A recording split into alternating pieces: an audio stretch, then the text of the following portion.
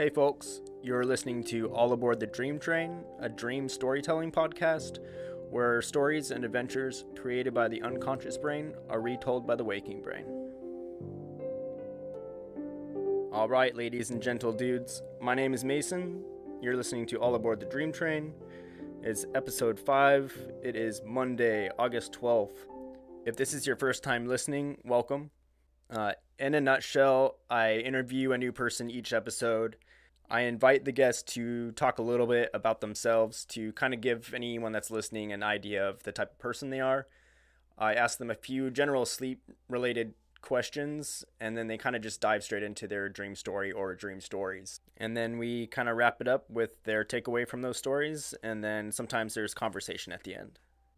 In today's episode, you're going to get all of that. My guest's name is Lana Sackwild. She is a lucid dream coach and scientific researcher. She's getting her master's of science in consciousness, spirituality, and transpersonal psychology.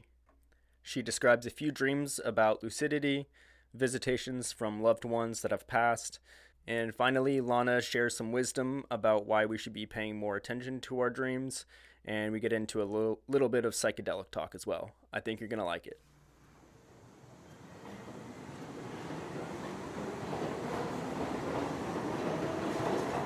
All aboard! Awesome. Well, we did it. Thank you for giving me your time to talk today. I know your schedule's busy and whatnot, and yeah, it's when I saw a few of your posts online, I kind of just it stands out that you're like passionate about what you do. Yeah, thank you. Yeah, thank you for inviting me. And I am super busy, but I was super excited about this podcast. And I know that like a lot of kind of podcasts that I do will be more specifically about lucid dreaming, but I was particularly interested in yours because you bring in like all the different kind of dream elements, whether it's like nightmares or regular dreams. And so I feel like this could hit a bigger audience of people who might not even really know what lucid dreaming is. Cool. So, yeah, thank you for inviting me. Yeah, absolutely. My pleasure. Cool. Well, I'm just going to kind of jump into it. Will you tell us your name, age, and location? Yes. My name is Lana Sackwild. I'm currently living in Boulder, Colorado, although I grew up in London from the UK. Cool. And I spent a lot of my life in Tokyo, Japan as well. And I'm currently 27 years old. Cool. What's in Japan? Were you just kind of visiting out there, or?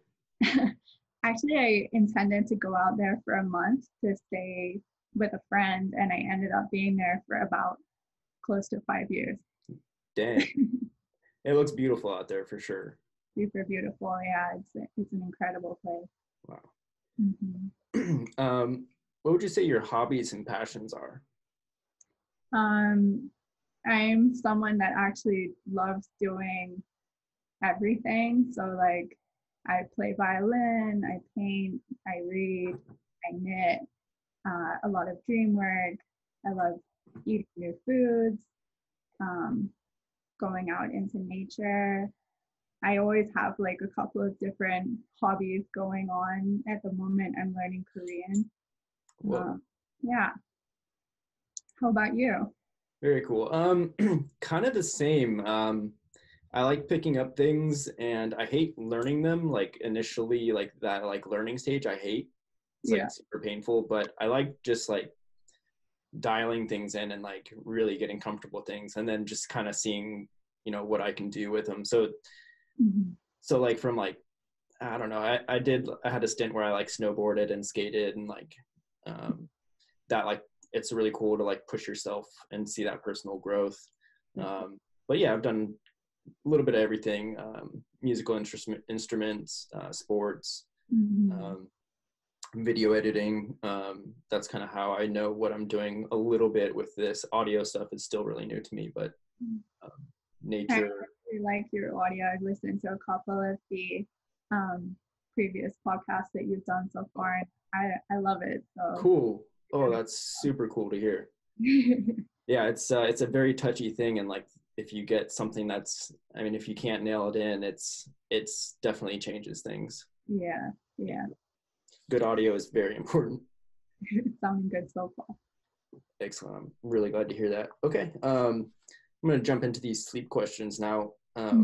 What helps you relax or unwind at the end of the day? I mean, definitely getting off my phone, which is super hard for everyone these days, I think, you know, especially in this kind of age where a lot of my work is done online. I love talking with people, and in all different time zones. It means you just get messages constantly, and it's really hard to just put my phone down. So one of the things that I did recently was I subscribed to a bunch of really cool magazines like New Scientist, I think Psychology Today, or just like a bunch of kind of science and psychology magazines. And I've been trying to, you know, pick those up and do just like a bunch of reading before going to sleep, which helps a lot.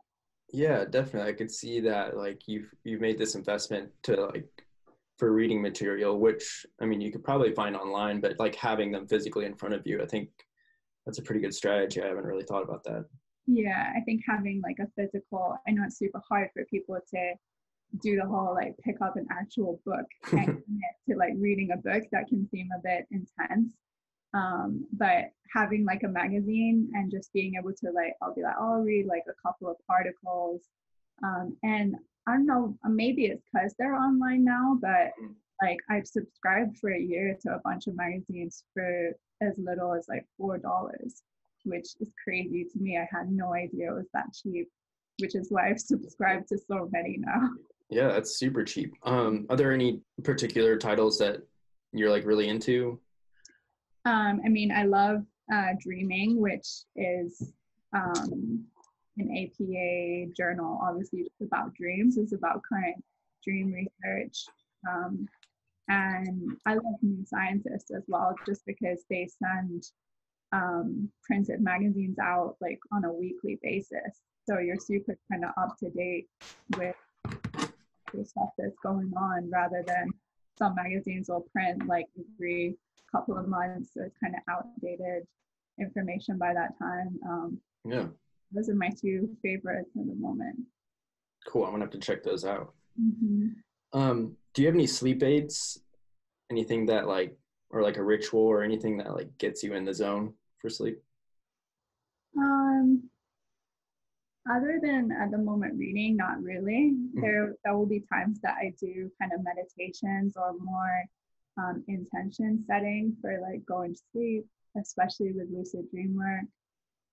But at the moment, I'm just trying to kind of read and do that. I used to wear eye masks, but I kind of find that I don't really like having stuff on my face. Like listening to music or binaural beats and that kind of stuff. Like I have experimented with that, but I tend to wake up with like my headphones wrapped around my head, and I feel it's not the safest way to sleep. Yeah, totally. I've definitely tried headphones too, and it just like it's really awkward. Mm-hmm. Yeah. Yeah, there's got to be a better way. What does your when you say meditate, what does your meditation look like? Do you just like close your eyes and lay down, or? No, I do kind of I don't know if this is like a certain type of meditation, but it's something that I've built up, which I actually started doing from a mushroom trip I did one time.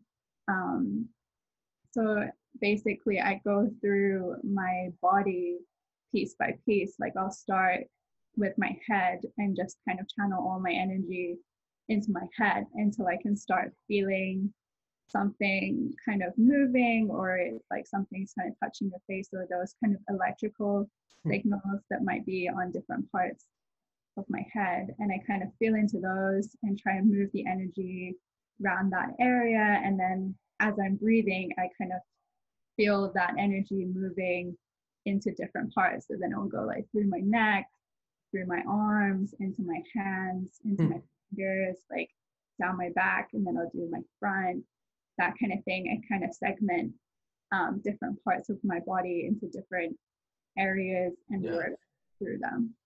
And then at the end of that, you're just like, you feel kind of pretty ready for sleep, is it? Yeah, if I do it, sitting up, I'll feel like super relaxed and for sleep. I often even just do it laying in bed, and like I find most of the times that I do that, like I'll have ended up falling asleep before I'm aware of the ending. So it's in the process method. Yeah. Nice. Do you share your bed, or do you have it all to yourself? No, I share my bed, which is something that I know a lot of dreamers struggle with, and I have experienced, plenty of times where, I'll be in this super epic dream, and my other half will like kiss me on the cheek, and I'll wake up and stuff like that. But I'm not as extreme to put my profession before sharing the bed with my loved one. So. Absolutely. Does your partner have any funny like habits or like sleep habits in bed? He is pretty much just like hit the bed and is straight out kind of guy. And I love his dreams because they're really just like innocent and super basic, not like super basic, but like because mine are like pages and pages long, and I'll wake up and tell him this 15-minute story, and we always share dreams in the morning, which I think is a great thing to do with anyone with. It's super intimate to share those details. But I'll tell him this like 15-minute story, and then I'll be like, what did you dream about? And he'll kind of just be like, I think I was playing basketball with my high school friends, and that's it. Fucking awesome. That's awesome. Yeah. And how many hours would you say you get of sleep on average? Pretty steady, like 6 to 8 hours, I would say. If I can sleep more, I always do. I'm one of those people, like if I didn't set an alarm, I could definitely sleep until like 4 p.m. the next day. Just keep like going in and out of it. But yeah, once I've got my 8 hours, I try and, get up and get my day going. Yeah, for sure. Is it consistent or is it broken up?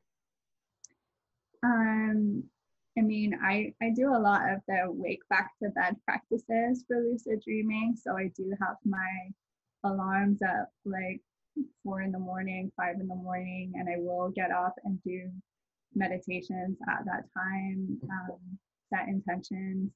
So in that way, it's broken up, I guess. But if I'm, super tired and just out of it, I will just sleep solidly through the night. Yeah, that's interesting. It's broken up, but it's intentional and it's for a reason. Yeah. I'm pretty heavy sleeper, I think. Like my other half will get up every morning to go running at like 5 or 6 a.m. and I have no idea. Like he, gets up, puts the light on, like gets changed, goes running, takes a shower, and I'm just out for the whole thing. So that's funny. And then last question, what's your favorite sleeping position? I love going to sleep on my back, like pure, just like laid out. I love that, and I feel like if I do that, I get lucid a lot more. I don't know if it's something with kind of letting go notion of the body and just purely laying back, the kind of shavasana, like yoga position, the corpse position as they call it. Yeah, I love that, but I also end up kind of sleeping on my side, or often if I wake up, I'm on my side. So I guess I move around. Okay. Yeah. Very cool. All right. At this point, I'm going to kind of turn it over to you. Just kind of give us a little preface of the dream or dreams that you're going to tell. Go into them with as much detail as possible, and then kind of give us your takeaway from those dreams. Yeah. So I'm going to kind of tell this 3-part series of dreams about Perfect. The deceased, I guess. Okay. For me, I just lost 2 family members and 1 good friend in my life. And, unfortunately, these things seem to come in threes. I don't know why that is, but it's interesting that does happen. And so luckily for me, at 27, I'm pleased to say that I haven't until now really lost anyone in my life. And this year I suddenly lost 3 people. So up until now, I didn't really have any way to explore death that much in my dream work, other than when I was about 18 and my cat died. I spent about 2 weeks, just dreaming with my cat and playing with her, and that was a lot of closure for me, and just a really nice way to kind of say goodbye, I guess. And I think that I did that at that time for that purpose, and it was really meaningful. So then when this happened this year, I decided to work with its deceased in kind of lucid dream work. So my 3 dreams are about me trying to connect with these people who have passed. Very cool. So this first dream, I guess the beginning of the dream, I'm in this kind of European town. Don't really know where exactly, but it's got all these kind of cute European style, maybe kind of reminds me of some of my time in Germany, in Frankfurt, but these kind of houses, and it's snowing, and I'm walking down the street, and so in my waking life, my Nana, my grandma, she had passed away the day before this dream. So I found out it had been her funeral, and then I'm going to sleep and I have this dream. And I am just walking down this kind of snowy street, and I look into a window, like to my right, and I just see my Nana standing in the window. And so I get lucid immediately, because I just spent the whole day kind of grieving her passing, and it's been something that I found out. And I actually went into this dream not really intending to find her or get lucid. I didn't set any intentions. Yeah. She was there. So I guess this is what a lot of people call like a visitation dream, where it seems like someone who's passed kind of approaches you rather than you seeking them out. Right. So I see her in this window, and I just kind of open it up immediately. The window's on ground level, and like run in and, give her this huge hug. And I'm so excited that it's her and she's there. And, I'm telling her I love her and I'm so happy to see her. And the weirdest thing about this is that she is so when she passed, she's in her early 80s. Had a long, beautiful life. But in this dream that she comes to me, she's kind of maybe early 40s. And obviously, I'm 27. I've never seen her in her 40s, but I know it's her. But it was very strange that she is in this younger bodied version of herself. Wow. And her attitude reflects that. So before she passed, she'd had a stroke, she'd had a heart attack. She was really struggling with walking around. She lost the use of one of her arms. So she was doing that kind of thing that you do, I guess, when you get old, of being like, don't ever get old. Like, I'm always in pain. I wish I could just walk around or do the stuff that I used to be doing. And so I go in and I'm lucid, and I want to sit and talk to her and be like, what happened? Like, what happens when you die? Like, I want to ask her all these questions. Yeah. And essentially she just like doesn't give a fuck. Like, she's like, I've got my young body, look at me go. And she's like going in and out of all these rooms in this house we're in. I guess we're kind of in this strange, like little living room, kitchen situation. So she's like running into the kitchen and wants to make me a cup of tea and is walking, just walking and walking and walking. Wow. In the dream. And I have like, although I'm lucid, I have no control over her whatsoever. Like I want her to sit down and talk with me, and she's like, look at me go, look at me walk, look at my body, this is the best. Wow. And is just trying to do as many things as possible, like get just like cleaning, doing stuff, you know, that kind of really active thing. Yeah. And I do sit and talk with her a bit. The strange thing is that I remember I kind of was walking after her asking these questions about, you know, what happens when you die, what's it like, and getting these actually really detailed answers from her that when I woke up, like I couldn't remember that section of the dream at all. Wow. It was, my memory had just been wiped out of that part, which I thought was really weird, because I remember thinking in the dream, like, this is groundbreaking stuff. Like, right. I'm being told this information so freely, and then it was like I couldn't bring it back with me. Oh man. But I remember her saying that when she died, it was kind of like one of those Hogwarts-esque sorting hat kind of situations where you get grouped into different things. So you either get like your younger body, or you stay with your older body, or you get, I don't know, something to do with that. Like you get sorted into a category from your life, and that's what you get. And she got this, like the body from the time of her life that she wanted, I guess. Or something like that, and was so pleased that she wasn't in any pain anymore and was able to run around and do whatever she wanted. Wow. And I also remember that I wanted to go flying with her. Like I was like, we're in a dream, like it would be so awesome to go flying with you. Like, what do you think? Like, let's just open up the window and take off. And she didn't want to do that at all. She was like, no, that sounds terrifying.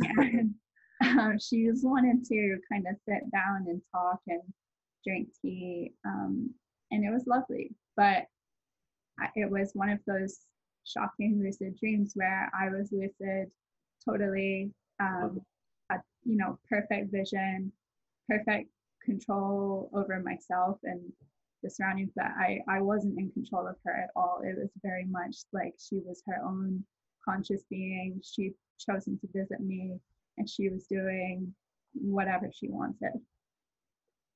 Yeah, it's very cool to like see her like happy in this like, you know, middle-aged body, and she's just like stoked on that. That's must have been really nice to see, you know, someone just happy. It was, and obviously, you know, she was living in London and I was over here in the US. So the couple of times that I got to go back and visit her more recently, she was, you know, she was so pleased to see me and spend time together, but she was complaining a lot about how much pain she was in, and how difficult it is, you know, losing the use of her arm, and that was definitely getting her down. And it was crazy having this dream, and I came out of it and I spoke to my dad about it and some of my family members, and they were saying, oh, she would definitely be doing that if she got, you know, her younger body back, like no doubt. And it was so strange, because I guess that made me really think about, you know, what is it that we're tapping into when we have lucid dreams with the deceased. And obviously if you go in with the intention of seeing someone, and you find them and they're in their regular body, that would be one thing. But there was so many things about this dream that I felt like I didn't have control over, and I don't know why she would have been in this younger body, but I wouldn't have any memory of her like that. Right. it felt very much like she was consciously choosing how to be, and I was seeing it happen rather than something that I was creating in my mind. Wow, yeah, that's so cool. So this got me on the path of being like, wow, that was incredible. And one of my friends, same age as me, had just passed, and so I wanted to see him. So then I was like, you know what, like I'm gonna actually set intentions to see him and talk to him and ask him some stuff. So let me read this one because it's a bit longer and yeah, no problem. got more details on there. Cool. Great. So this dream, I'm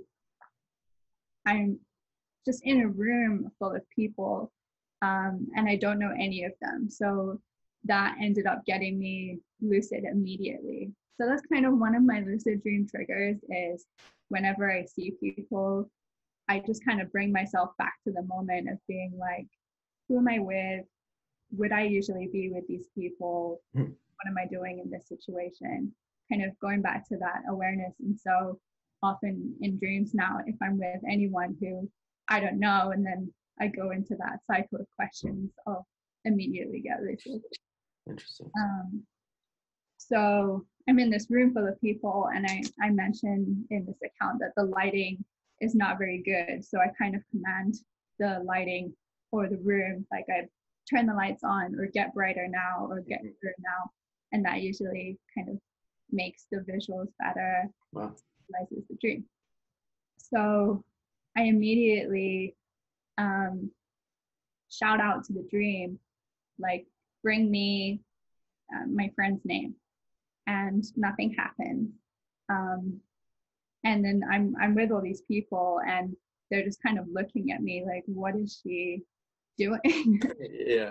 I'm shouting out for my friend, and then I'm trying all these different techniques. So one of a good lucid dream technique, if you want to see someone, is to go in front of a door and kind of say, like, when I open this door, like, name will appear, or whoever will be behind the door. So I'm doing this with my friend's name, like opening and closing this door. It's not working. Yeah. And by this time, pretty much everyone in this room thinks I'm like fucking crazy. So then I'm kind of looking around this room, and I'm trying to look for a character in there who's conscious.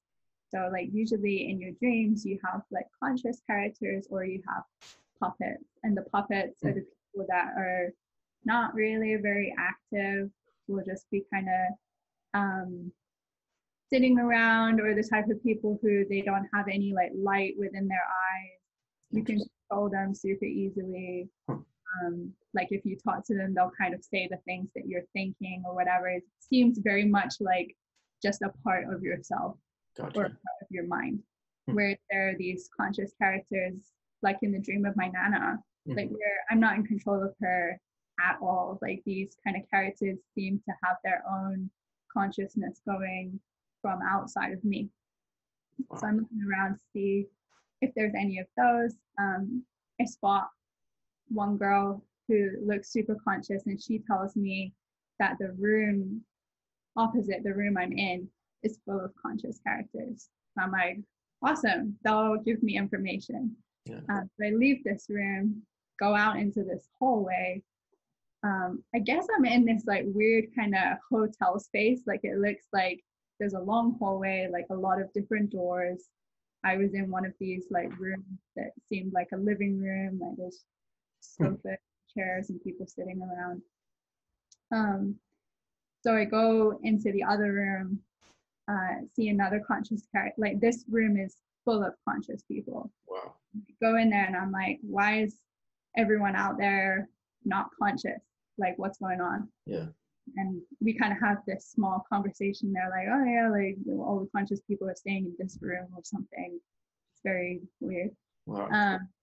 And then I decide to ask them, I'm like, I'm looking for my friend. I've tried calling his name out. He's not coming. I've tried the door thing. Like, it's not working. What do I do? And this one person in there tells me to go into the hotel restaurant and that I'll find my friend there. Like, they have prepared for me to find him. And if I go to the restaurant, he'll be there. Whoa. So I'm like, okay. And I walk down the hallway. I'm trying to find the restaurant, and I get into the restaurant, and there's like a bunch of people in there, these like big, long, white tablecloth tables. People are eating in there, and I kind of walk in, and there's a waiter there, and he looks at me, and he's like, "Oh, you must be the girl who's looking for her friend. Like, we prepared him for you. Take a seat, and we'll bring him right out." Whoa. Yeah. So I sit down, and the waiter comes back over, and this is still super vivid, super lucid. Like, while he's doing this, I'm looking around. I can see everything very clearly, as if I was in a restaurant. Wow. In my waking life. Wow. Waiter comes back over with this kind of silver platter of food and this like giant slab of steak, and puts it down in front of me. And I'm like, what's this?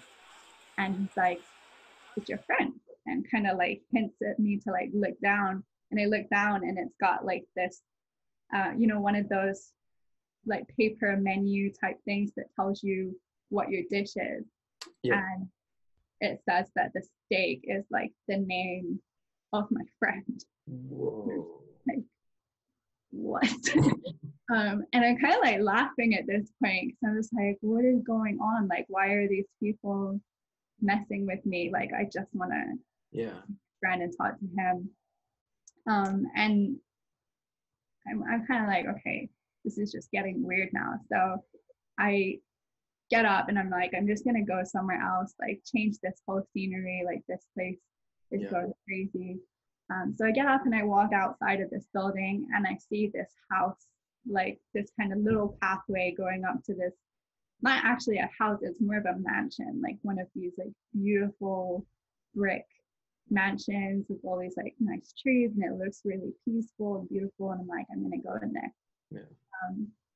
So I walk up this like stone path, and one of my friends from Japan, he answers the door, like greets me in Japanese, tells me to come in. And I tell him, like, I'm looking for my friend, and I say his name again. And then all the lights in this house go dim, like everything's dark. And my friend kind of like backs away from me, leaves the room. So I'm in this dark room, and I just feel so stumped. And I'm like, I'm trying to use different commands, like I'm telling the lights to go back on. I use a lot of spells in my lucid dreams. I'm kind of like making spells to get him to come or to get something to happen. And it's just not working. And I felt just like at that point where I'm just like, you know what, maybe it's not meant to be. I'm not supposed to see him. And I kind of just let go and lose that feeling, and I wake up immediately.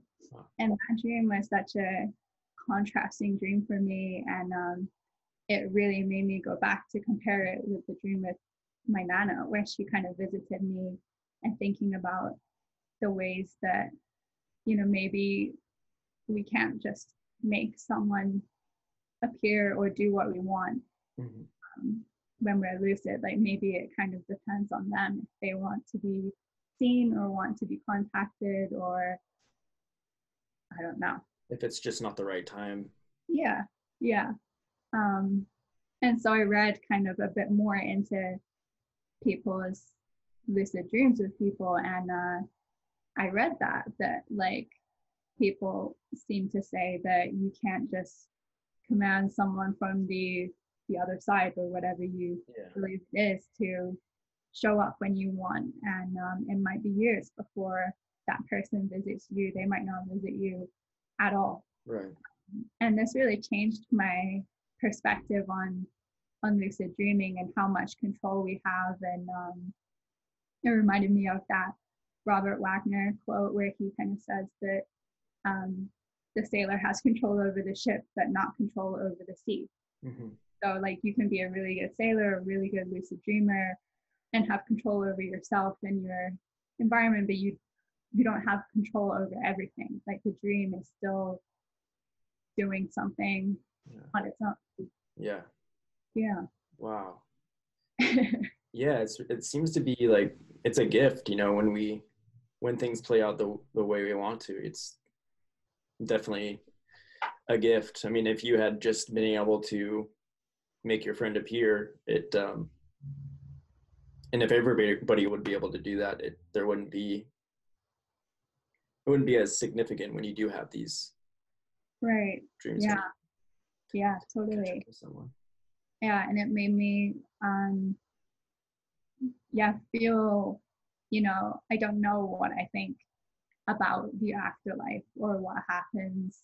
I think as I age, I keep changing my mind about what I think, and then these two dreams really made me think about that, and thinking about, like, you know, are these experiences where we are kind of connecting with someone's consciousness even after they've died, or, you know, what are the boundaries, like what are the restrictions in that? Why was I not allowed to bring back some information? Why was some of it wiped from my memory? These questions. And so the third dream of this series, which I had about 3 days ago, was a similar situation. Like, actually, this dream, I was not lucid for a large chunk of it. I was in this kind of house party that was a birthday party for myself. And it was like a crazy party, loads of people, and I was having a great time. And I remember someone brought out this birthday cake, and I noticed that my other half, he wasn't there. I was like, where is he? Like, where did he go? So I start going looking for him, and I go outside, and then I'm outside on the same street that my primary school was on. And this is in London. And so I start looking at all the kind of cute houses and brickwork again. And I go up really close to the brickwork, and I'm like touching it. And then I realize that all the bricks are kind of glowing different colors. Whoa. And that gets me lucid immediately. So I'm like, great. Yeah. And I'm outside, and it's night, and I look up kind of into the sky, and I just shout out to the dream again, like, I want to see my Nana, like, bring me my Nana. And then the clouds in this dream start kind of swirling in like this, you know, like in The Lion King where Simba wants to talk to Mufasa and the clouds will kind of form his face. Yeah, it's a bit like that. Like, they're all kind of swirling around. It doesn't form a face or anything, but this booming kind of voice is coming out from the clouds and basically tells me, you can't see her, and if you keep like that notion of asking her to come back and forwards between these worlds, it's going to be too confusing for her, and like, when she's ready, she'll come to you. And I was really surprised by that. And I just kind of say, like, oh, thank you, kind of thing, to clouds or this voice that's coming out of nowhere. Yeah. Wow. And I kind of thank them for the information, and I tell them, like, you know, please tell her I'm sending her my love, and I'll let her come to me. And then I kind of continue on with my dream. I end up finding my other half, who's like taken a bunch of shrooms, and spend the rest of the dream like laughing at him rolling around on the floor. That's awesome. But yeah, that was kind of my 3-part series of dreaming with the deceased and what I've been working on at the moment. Wow, super powerful stuff. Mm-hmm. Yeah, I've never had a lucid dream, but like the characters and like the stake, like it's like kind of scary. Yeah, I can see how people would think that's scary, and there's a lot of interpretation into what that could mean. Um, I've kind of come to the point where I've had so many dreams turn out to be those kind of weird symbolic things that I find it quite funny, like almost like I'm playing a game with myself. Do you know what I mean? Like Okay. the interactions with a lot of these conscious characters, or when you're telling people you're in a dream, and the way that they kind of fight back, or they'll be like, this isn't a dream, or they'll get really offended, and some of them will start arguments with you about how it's not a dream. Other people will start telling you like, no, you're in my dream, like I'm just one and you're the dream stuff. There's a lot of weird things Wow. that happen.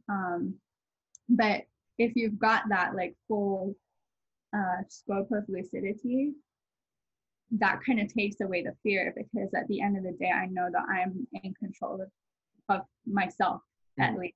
So if I want to wake up, I'll wake up. If I want to change place, I'll change place. So it doesn't feel as scary anymore. Yeah. You kind of have an awareness of like, this is this other realm, and anything that happens here. Because like having one of those just like randomly and not having that awareness it would freak me out for sure. Yeah, I mean, it is definitely going back to that awareness and telling yourself that this is a dream. And I guess that can be scary for some people, but for me, that's super empowering. And having that with you at all times is what helps you really, make progress in your life, and do these things that are scary in your waking life, that you can start working in the dream space. Like one huge example of that is people who are struggling with depression, or struggling with, social anxieties and stuff like that. Like if you're someone who is finding it difficult just to have a basic conversation with someone, then getting lucid in a dream and having that task of like, I'm just going to go and talk to someone, and that they're a dream character, and that no matter what you say or do, it kind of like, it doesn't matter, because this is your dream. Like, this is what you're making of it. So if it goes good, great. Maybe that is what you need, the step to be like, this isn't so bad. Like, I can do this. I can wake up and go and talk to someone. And if it goes bad, you're like, whatever, it was my dream. Like, I'll try again next time. So yeah, it's having that awareness that gives you strength more than anything. Awesome. I got a lot of work to do, I think, with my dream world. I haven't been having very many dreams lately, but I got to work on that for sure. What do you think that's down to? I think it's like quality of sleep at this point. It's just I'm working on like my phone. I'm trying to like get off my phone and read a couple hours before. And like, I think like the setting yourself up for success is like probably the hardest point, because you're like breaking all these habits. And like I'm totally like neurotic. Like I always have to have something going on. So like I really got to tell myself like, hey man, it's 2 hours before bed. Put your computer stuff down. And I think those are the most difficult parts for people, is actually, you have all these ideas and these things you want to do, and especially with dream work, like if you got to see it as the reward. Like if it's something you really want to work on, I think that's why like it's so important to find your kind of why, like the core of why you want to do something, and finding that thing that you're like, this is more important to me than anything else. And until you really find that, then it's super easy to stay up on your phone and do other stuff, because you're like, totally, like whatever. There's no reason. Yeah.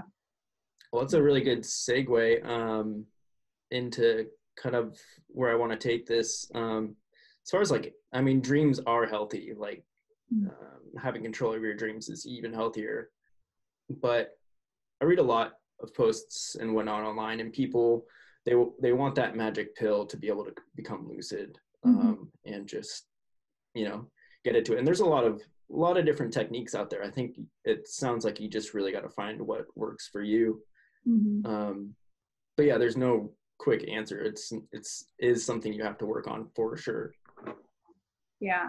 I mean, yeah, there's no, you know, magic pill necessarily. There are supplements that people stand by, you know, things like galantamine, and more like herbal things like valerian root and stuff like that. That for some people who've been trying to lucid dream for like the best part of like 5 or 10 years, they take, you know, 4 to 8 milligrams of galantamine, and then boom, like they're lucid immediately. Other people who have lucid dreams all the time, like, might take galantamine and nothing happens. Right. I think really it's down to the pill of like belief. Like if you believe you can do it, you can. And if you start, you know, really telling yourself that, and a lot of the techniques to getting lucid for the first time kind of go into that, of like, it's really as simple as sitting down before you go to bed and having an intention, having something really strong, no matter how big or small, of being like, you know, tonight I'm going to get lucid and do this. And then boom, like similar to the placebo effect, you know? But yeah, I think it is that, you know, finding something that really motivates you, something that you really want to work on. And I think people know themselves, like, you know, if you're gonna get a good night's sleep or a good lucid dream, for you that might be having to do those meditations and having to really put yourself in that mindset. For other people, it might just be the thought like 2 seconds before going to sleep, like, hey, I want to have a lucid dream tonight, and that might be for them. Yeah, definitely worth it. I mean, our health is, you know, we'll never get that back, and once it's deteriorated to a certain point, like, as far as we know, we only got one shot. So and for sure. And for me, like, that one shot, you know, is so important. And lucid dreaming, like being conscious in your dream state, gives you, like, I mean, they say that you spend about 26 years of your life sleeping. So you technically spend more of your life dreaming than you do eating, right? Wow. Yeah. It's like we think so much about like nourishment food wise, and what are we going to eat for lunch? Like, that's often enough to get me through a day. Like, right, dreaming about what I'm going to have for lunch or dinner or whatever. And we spend so much time, you know, thinking about what should we eat, what should we put in our body, about our food and nutrition. And then so many people spend like 0% of that time thinking about what should we be doing while we're sleeping. And if someone was to say to you, like, I can add 26 years on conscious time to your life, I don't think there's many people who would be like, nah, I'm good. And it's like, we all have access to that. We all have access to those 26 years to like really take action and really do something in that time, whether that's working on yourself or like reconnecting with a loved one, or just having fun and letting loose and like flying or whatever it is. Yes. I don't want to waste that. Yeah, absolutely. So when we do have problems with sleeping, we're kind of, you know, any problem health-wise, we are told as young kids and taken to the doctor, and that's just, for most people, what we know. If there's a problem, go see the person that fixes it. Yeah. So a lot of people are given a pill. Right. which usually you're going to have a pill for the pill because you got to counteract the negatives of that pill. Yeah. And it's just kind of like a snowball effect. And that's all, that's really, unless we take it upon ourselves to like go search for other answers, it's like all we know. My first question is, should everybody be making an attempt to achieve lucidity in their dreams with or without trauma? Yeah, I mean, for some people, you know, you have either something that does require medical attention, whether that might be a pill, so you may have to go that route.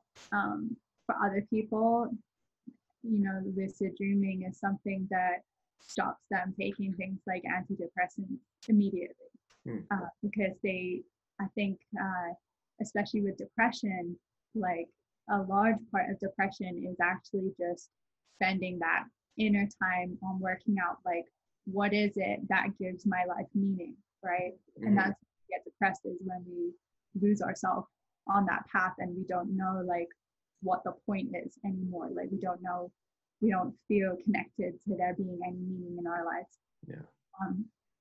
And I think this issue with medication and stuff for a lot of people, whether it's like self-medicating with things like marijuana or psilocybin or whatever it is, it doesn't have to be one or the other, you know? Like if you are someone who's on antidepressants or you're self-medicating or you're going to psychotherapy, like try the inner stuff at the same time, you know? There's no one thing like that's going to go against you doing meditation or go against you doing dream work or writing affirmations for yourself and stuff like that. I think if someone is really extreme about continuing their medication, they should do that. But that doesn't mean it's one or the other. But I think in my experience talking with a lot of people, the reason they are on medication is because they felt like, and this is especially with depression, which is what my research is about, but is that they felt like they needed to be doing something that made them feel like they're gonna make it through and they're gonna be getting better.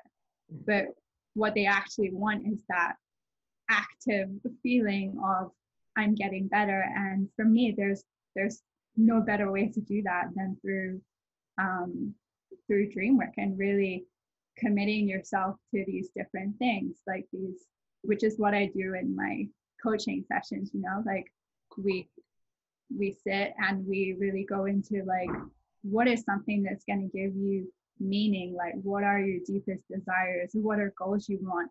What is something that you like? Where would you want to be if you could be anywhere? Because you can either start from one end or the other. You know, for some people, it's just like they've been grinding it their whole life. And whatever situation they're in, like go to work, go home, shower, go to bed, day after day. Someone like that, maybe all they need is the knowing that, you know what, then tonight I can get lucid and go and lay on a beach or have myself $1 million and drive a fast car and, you know, party hard, take drugs or whatever it is without it being damaging to my body. Might be in for that kind of thing. And for other people, maybe it's the knowing that, like, you know what, I don't have time in my intense waking life to do that inner work on myself. And so they go into the dream space to do that, where there's no distractions and they can go in and really, you know, either ask the space or ask themselves or speak to a character and find out these things, like what are the things I need to know? What are the next steps I need to take to get better in my life? Like, what is something I can do to work on myself? And then after we kind of do that work, like you can really start seeing the stepping stones for where they want to be, where they want to get to, and set these really fun assignments for which is what I do with people, and I love it. It's incredible seeing the progress someone can make from just one lucid dream, where they're like, they kind of regain that fire and that in their eyes where they're like, you know, I do have control over my life. I do have the ability to make decisions, and bringing that awareness back, and that recycles into the waking state, and they spend more time while they're awake thinking about these things as well. And taking, you know, it's about both. It's always balance. Like, do the work in the dream so that you can do it while you're awake. Totally. Wow, that was awesome. Yeah, it's almost like the ultimate video game. Yeah. I mean, that's how it starts to feel, right? And when I'm sure some people have experienced that thing where it's like you start really thinking about something you want or a goal, and you get really lit up by it. Yeah. And you start making progress towards doing that, and it almost feels like that universal thing of you're coming into alignment, and then everything's just like go, like it's all working out. And it's super powerful. And I've seen it happen so many times now that, like, whether it's kind of a video game or whether we're in a simulation or whatever it is that you think you're in, like, as long as you're making meaning out of it and you're living your best life and you're then whatever. Yeah, absolutely. I want you to talk a little bit more about your dream work in a little bit, but I also want to kind of touch base on where would someone start to, like, just maybe one or two things just to get started on trying to have control over their dreams, or like what can someone do that's never had a lucid dream to kind of get that ball moving? I mean, one of the first things that people often say is dream journals, which sure is effective. Like, when you start writing down your dreams, you start having a better memory of them, and for some reason that links into things being more vivid in your dream space, and they start getting longer and longer, and you seem to have better recall. So that's one thing. And I always say to people who are like, you know, I don't remember anything, we have just black space, there's kind of two things that I recommend for that. One is that when you wake up, you just stay still and you feel into how you're feeling, because we often wake up with the residue of a dream. Like, if you have that epic dream, like, you wake up super happy, right? And if you have a nightmare, you wake up covered in sweat. For sure. And start with that, you know, like, wake up, see how you feel, just write that down. Start with that. Like, you're always feeling something. So even if it's one word, or even if you wake up and your mind's like, oh, I think I was eating cheesecake, like, write it down. That's one thing. Another thing I use is visuals. So, like, I really like tarot decks for that reason, not necessarily for tarot itself, but for the imagery. Like, there's often times where I kind of feel fuzzy in the morning, and I'll lay out all the cards, and just for some reason, like, by looking at an image on a card, I get this like flashback thing, and I'm like, oh yeah, like, it was a dream with this dog in it, and I start, like, just from looking at different images, I can start remembering something else, kind of making connections. Yeah, those tarot cards, I mean, the imagery on those are so cool. I love them. And it's something kind of fun in that way. Like, I think if there's definitely people who are more visual based than like writing based and that kind of stuff. So for me, I'm a visual person, and that definitely helps with recall. But again, like, my main thing for people getting lucid is like finding that reason of why you want to, because that's the huge stimulation for you. Like, if you're someone who's just like, you know what, I've been sitting around being feeling depressed, not knowing what to do with my life, I want answers. Like, I want to get my life going, I want to pick things back up. Like, that will be more stimulating than anything to get you lucid. And for other people might be something more simple, just like, I want to make more money. Like maybe I can tap into that and find some answers that way, or I just need a break. But when you find that reason behind what you want to do, that's the fastest way. So you're in Boulder. In Denver, they just recently decriminalized psilocybin, Yeah. which is super exciting. I think with any drug, there's positives and negatives, but it's been so long since we've really been able to like take a look at this like compound and kind of tear it apart and look into it more. How excited are you to see this happen? And what are your thoughts on the studies and the progress ahead as we learn more about itself and its healing properties?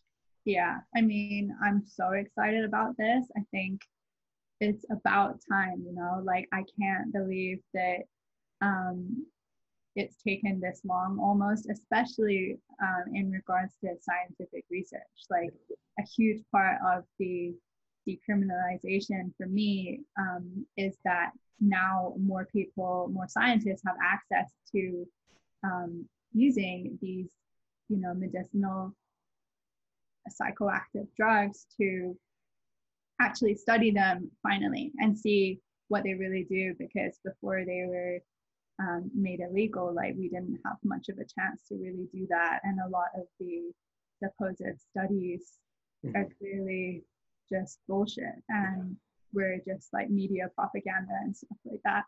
And if you follow any of the kind of study programs, like I know they're doing work at Imperial College of London, and also with MAPS and stuff like that. Like when you look at the changes that it's making for people and their lives, it's just really inspiring and incredible. And if you're anyone who's experimented with things like psilocybin, like in a safe way, that and setting is huge for that. And I don't recommend just anyone goes and gets them and does them. I think it's something you should prepare yourself for. But yeah, life-changing experiences, and that medicine is much more active to me than things like antidepressants. Like it's mind-blowing how it makes you really go into your subconscious and explore the depths of your mind. Yeah, and totally. People not ready for that. Yeah. But I would much rather be have access to medicines like that than medicines that I was force fed growing up that put me in a zombie-like state where I couldn't think at all. Yeah. And for people who really want to, explore themselves and do the inner work, like it's going to be an incredible medicine for them to use in the future, hopefully.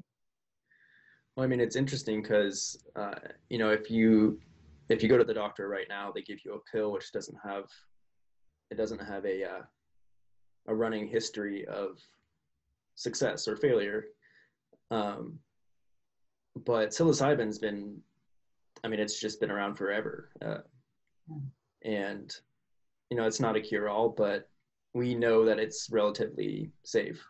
Yeah. And especially if you're doing work with it, with people who are experienced in kind of guiding a trip and stuff like that, or with your loved ones, and in a safe space, and or in nature, or it depends how experienced you are. But I know in these studies that they're doing now, they're getting results from people doing end of life care and different incredible things like that, saying that like 70 to 80% of them, I think something as high as that, are saying this was one of the single most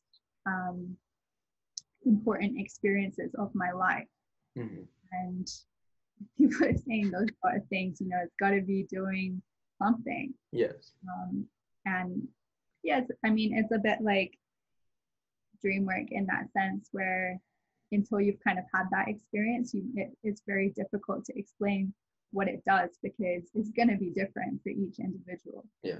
For sure. And I don't know, for me, like it launched me into what I do now. I think like it started me knitting. I realized on one of my like bigger shroom trips last year, I was just like, I want to be creating something. Like I just had this urge running through my body of like, I want to make something. Like I want to be making something. I can't explain it other than that. Yeah.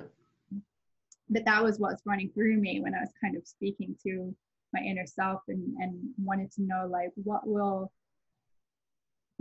do I need to be working on? And that was kind of the story that came out of it. And so when I came out of that trip, I started looking up different things to do, like looked up like pottery, art stuff, like all these different things. And I stumbled across knitting, and I was like, well, you know, I had my assumptions about knitting or you know, own personal judgments about it, and I was like, isn't that just what like old people do? Right.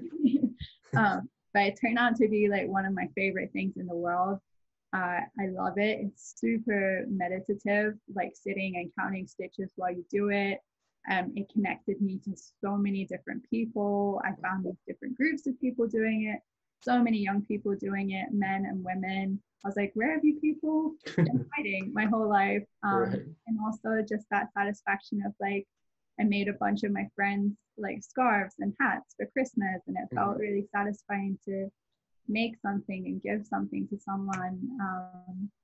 And that definitely came out of my trip. You know, it was like it came out of within me, and I didn't have the methods to tap into that for some reason. And then throughout this trip, it like just came out.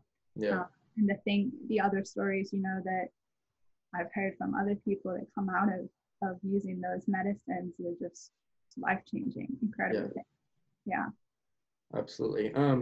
Could you you kind of hit on this, but what are your thoughts personally on the similarities between the lucid state and being under the influence of psilocybin? Like, what are the any similarities or comparisons to the two? Yeah, it's definitely, you know, the similarities are like tapping into that alternate state of consciousness that you go into, and you seem to be able to access different things. So we know that, you know, from fMRI scans and things like that, that when we lucid dream, different parts of our brain are active from when we're awake. So we're kind of sending messages across these parts of our brain that we don't necessarily use in the same way in the waking state, if at all, which is why we get, which is why we can tap into that kind of like these inner questions or supposedly unexplained things that when we're awake, we just can't seem to find the answer to. And then you tap into that lucid state and you're like, oh, boom, so simple. And you start realizing these things that you haven't been able to think about before. And I guess that's similar to, you know, psychedelic drug states. Like these parts of our brain light up and we are able to connect and send messages across that we don't tap into in the waking state. And I like how, you know, people kind of describe it like changing the channel on a TV. Like you had 5 channels when you're awake, and then you either get lucid or you take a psychedelic, and it's like suddenly you've got access to 100 channels, right?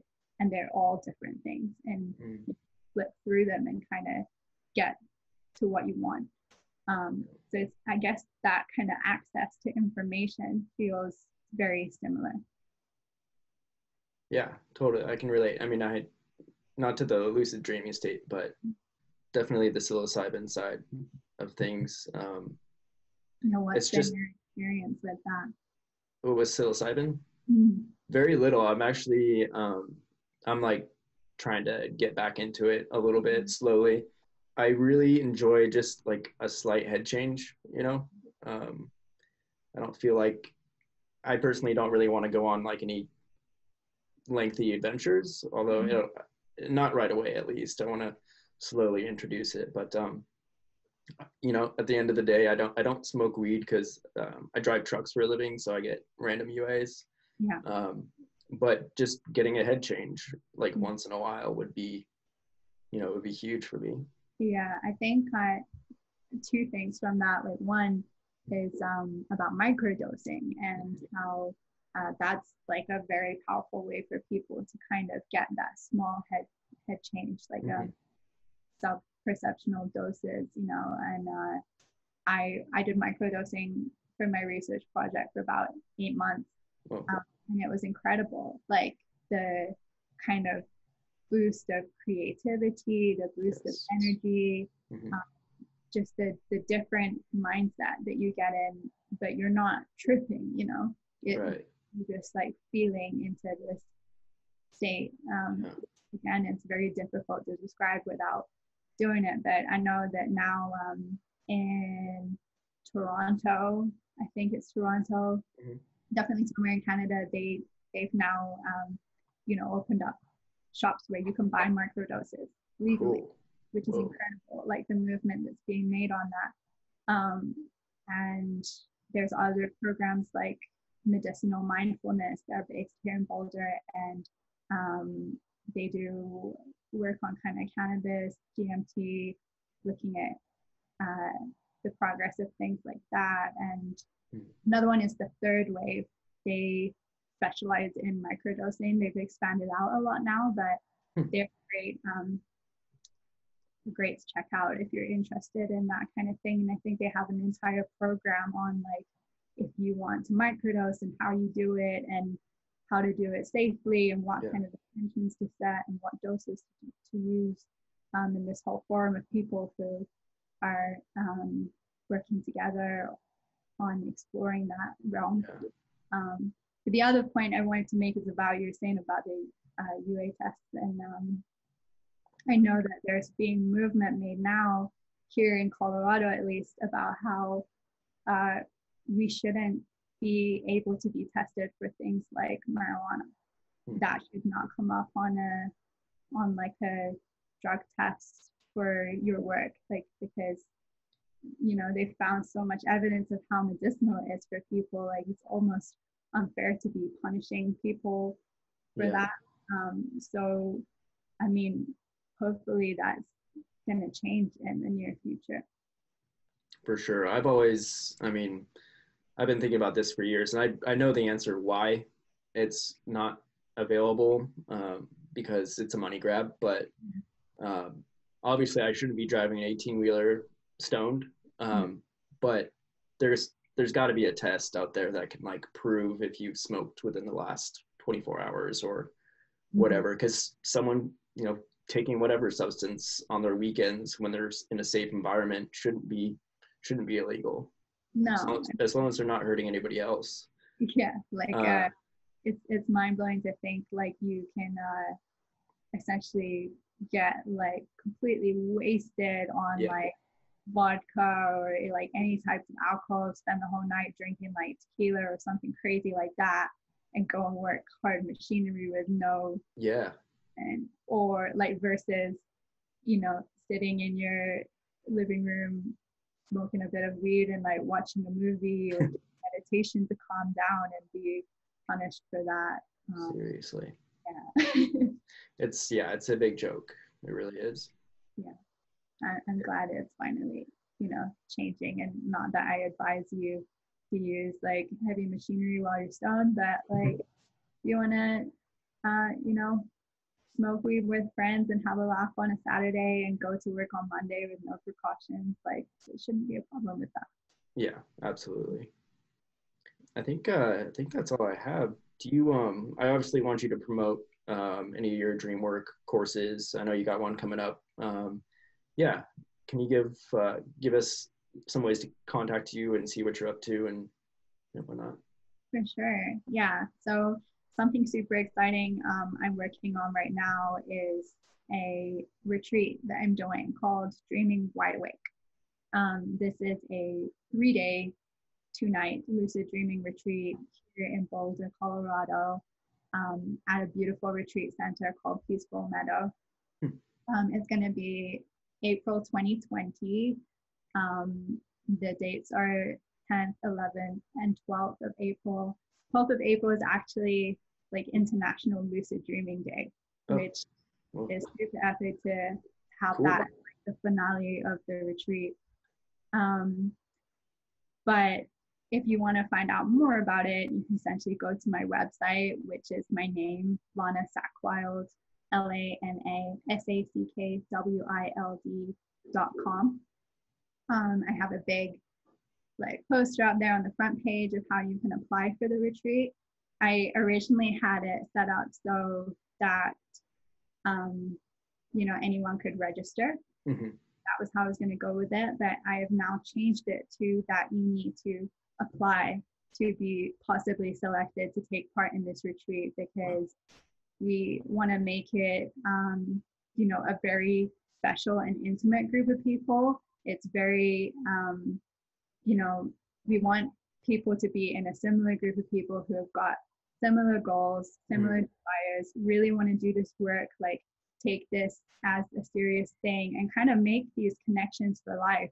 If you're sitting with people opening up and helping each other and working together, I think you have to filter out people for that. So if the kind of things that I've been talking about in this podcast resonate with you, like definitely think about applying for this retreat, because there's nothing better than, you know, working on these things in a group of people who are all trying to get to the same point, all helping each other along. There's so much information about the things we're going to do work-wise, but at the same time, it's a retreat. So it's still about having fun, relaxing, taking time out from your everyday life to like do that inner work and rejuvenate and refresh yourself, and you know, take those 3 days to do that, and then get back kind of more motivated and inspired than ever, which is a great way to do this kind of work. Absolutely. That's super cool. Yeah, thank you. I'm really excited about it, and I think we're going to get an awesome group of people together. Awesome. Are there any other social media handles or anything else you'd like to share with people? My Facebook page is at Get Lucid with Lana. That I just share like posts and stuff like that. I try and keep people up to date with what I'm doing, put out different images or articles that I think are inspiring for people. My Instagram is at Lana Sackwild, which is more of my own personal life in a mix with my business stuff. Cool. But I love connecting with people, and I love hearing about what people are working on and their dreams and their ambitions. And even if, you know, you're someone who doesn't necessarily want direct lucid dream coaching sessions, like I would still love to hear about what you're doing and connect different people and do that kind of stuff. So yeah, give me a follow if you're someone who likes to do the same. So cool. Well, again, thank you so much for your time. This has been awesome. I think we covered a lot of ground, and it's just been really cool talking with you. I really appreciate it. Thank you so much, Mason. I really appreciate it. And yeah, I feel like we could talk forever, but I don't want to put you through the editing work. Yes, we definitely could. Yeah. Cool. That would be awesome, maybe to do a part 2 or something. And yeah, I would love to hear more about other people's experience with like dreams with the deceased, whether it's like lucid dreams or not, and that kind of stuff, because I think that area for sure is like a taboo as such. We don't really talk about people who have died, especially in the Western world. Yeah, for sure. Any of that. So yeah, I would love to connect with more people who are interested in that area. Very cool.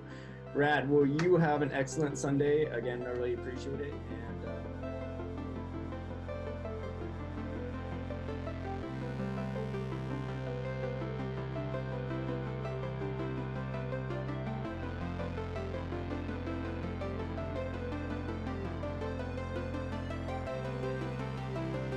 All right, friends, that's going to do it for episode 5. Again, I want to thank you for listening. I hope you enjoyed the show. As you heard, Lana would like to hear about your experiences with the deceased in your lucid dreams or just any dreams in general. Go check out her website at Lana Sackwild, LanaSackwild.com. And again, I just got to thank Lana for taking time out of her day to speak with me. If you do decide to share some of your experiences, I want to hear about them too. I have a Facebook group. I'm on Instagram, pretty much all social media, all aboard the Dream Train, all one word. I'm on all platforms, so reach out, don't be shy. You can also find out more on my website, www.allaboardthedreamtrain.com. If you have been enjoying what you've been listening to, the biggest help for me would be just to tell a friend or tag the podcast. If you want extra mega points, leaving a review in Apple Podcasts would be phenomenal. And yeah, if you have any feedback or constructive criticism or anything like that, please reach out. I'd love to hear what you think. If you have any ideas of what I could do differently to improve the podcast, I'd like to hear about that. All right, anyone that's listening, I hope you have a good weekend. Go crush it. Take care of yourself. I love you.